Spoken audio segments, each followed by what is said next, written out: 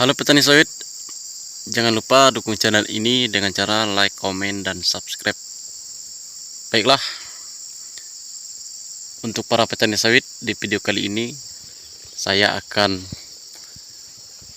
membagikan bagaimana cara memilih bibit cebutan supaya kualitasnya bagus dan tidak kalah dengan bibit unggul. Setidaknya ada kemiripan dengan bibit unggul, walaupun kita hanya menggunakan bibit cebutan. Karena kalau kita tidak mampu memilih bibit unggul, apalagi sekarang bibit unggul cukup mahal ya. Mulai cukup mahal, apalagi yang kualitasnya sudah bersertifikat. Akan tetapi ada lebih baiknya teman-teman petani sawit ya, kalau ingin menanam pohon kelapa sawit, lebih baik teman-teman petani sawit menggunakan bibit unggul saja, karena bibit unggul itu sudah terjamin dan sudah melewati proses tahap-tahap yang sangat ketat. Kalau teman-teman petani sawit ingin menggunakan bibit unggul, maksud saya bibit cabutan, teman-teman simak video ini sampai selesai dan jangan di skip, supaya teman-teman para petani sawit tidak gagal paham untuk cara memilih bibit cabutan yang tumbuh liar di perkarangan atau di perkebunan sawit seperti ini. Masalah hasil antara bibit unggul dengan bibit cabutan terkadang memang berbeda jauh dengan bibit unggul, karena bibit unggul itu memang sudah unggul, akan tetapi kalau tidak dirawat, tidak diberikan nutrisi pupuk yang bagus, yang maksimal, maka hasil pun untuk bibit unggul mungkin sama saja dengan bibit cebutan. Walaupun kita menggunakan bibit cebutan, kalau teman-teman petani sawit perawatannya maksimal, pupuknya bagus, maka hasil pun ya tidak akan kalah dengan bibit unggul.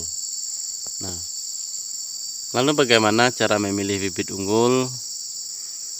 Maksud saya, lalu bagaimana memilih bibit cabutan supaya kualitasnya seperti kualitas bibit unggul? Pertama yang teman-teman harus perhatikan yaitu setidaknya umur pohon kelapa sawit yang ingin diambil untuk bibit setidaknya sudah setinggi ini ya. Setinggi ini paling tidak ya, supaya teman-teman petani sawit tidak rugi untuk memilih bibit cabutan. Kalau sudah setinggi ini itu sudah bagus dijadikan bibit, karena ini sudah tua, mungkin ada sekitar 15 tahun, sudah tinggi ya, sudah lebih, ada yang lebih dari 12 meter ini tingginya, jadi sudah bagus untuk dijadikan bibit. Kalau teman-teman petani sawit ingin menggunakan dari berondolan semai sendiri, kita bisa ambil bagian perondolan yang sudah rontok, karena itu pun harus dipilih juga, jangan hanya mengambil semua yang rontok itu dijadikan bibit, tapi harus dipilih juga, minimal bagian yang lonjong, bijinya jangan besar, supaya buah nanti keras dan berat. Kalau teman-teman petani sawit ingin memilih yang sudah tumbuh di bawah pohonnya, teman-teman petani sawit juga harus dipilih juga supaya tidak kecewa nanti. Yang sudah rontok untuk jadikan disemai ya, itu juga bisa. Kalau bisa ambil saja yang sudah benar-benar masak atau bagian luar saja yang kita ambil.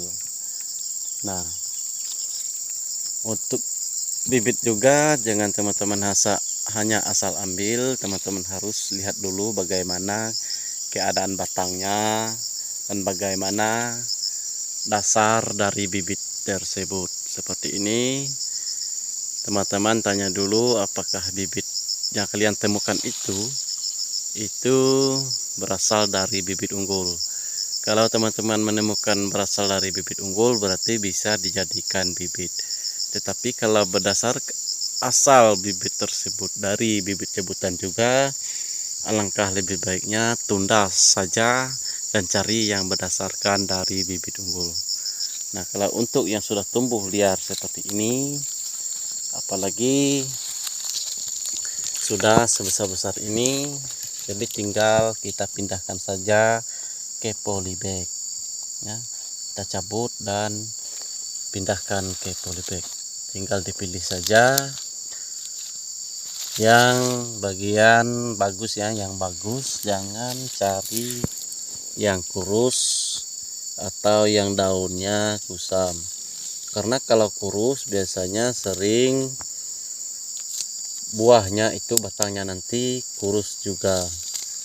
Nah, tetapi kalau cari yang gemuk, yang melebar daunnya, yang gemuk, apalagi yang masih ada biji seperti ini, nah ini bisa kita lihat, ini masih ada bijinya yang nempel.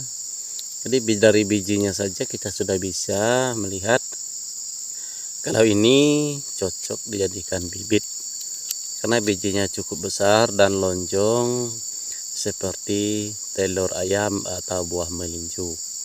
Nah, teman-teman bisa dipilih saja ya, yang seperti ini. Yang bagian bongot atau umbi ini besar, daunnya tidak keriting dan tidak kusam, jadi bagus untuk jadikan bibit kalau jenis-jenis seperti ini ya. Nah, teman-teman bisa lihat sendiri karena untuk bibit cebutan seperti ini, jadi tinggal kita pilih yang jenis-jenis seperti ini dan kita pindahkan ke polybag supaya teman-teman ketika dia besar nanti, dan juga sebesar ini kalau dipindahkan ke polybag itu tidak stres, tidak gampang stres, dia mau tumbuh seterusnya cepat. Dan usahakan untuk disiram ya. Kalau kita mengambil brondol dan semai itu terlalu lama karena prosesnya terlalu panjang. Nah, begitulah caranya. Terima kasih. Semoga video ini bermanfaat. Saya himbaukan lagi, semoga teman-teman petani sawit bisa menggunakan bibit unggul daripada menggunakan bibit cebutan. Alangkah lebih baiknya teman-teman menggunakan bibit unggul saja. Terima kasih ya. Jangan lupa subscribe channel ini.